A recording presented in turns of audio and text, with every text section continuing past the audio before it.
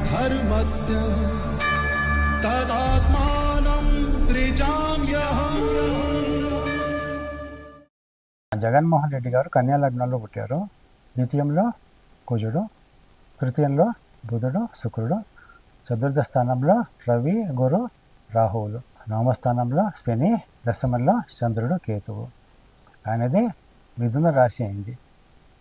జగన్మోహన్ రెడ్డి గారికి ఏంటంటే ఇప్పుడు నడిచేది బుధ మహాదశలో చంద్ర అంతర్దశ, తర్వాత కుజ అంతర్దశ మే నెలలో ప్రారంభమవుతుంది. ఇది 2026 మే వరకు ఉంటుంది. జగన్మోహన్ రెడ్డి గారికి ఏంటంటే 2025-26లలో రక్త సంబంధీకులకు అంటే సోదరి, తల్లి అలాంటి వాళ్ళకి సంబంధించిన వివాదాలు, డబ్బు విషయంలో వివాదాలు వచ్చే అవకాశాలు ఉన్నాయి.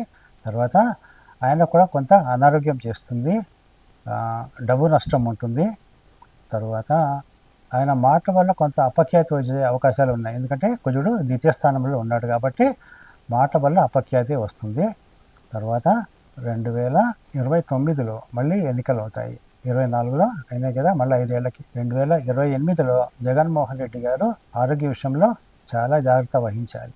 ఆరోగ్యంలోనూ ఆయన జీవితంలోనూ చాలా పెద్ద మార్పులు సూచింపబడ్డాయి 2028-29లలో.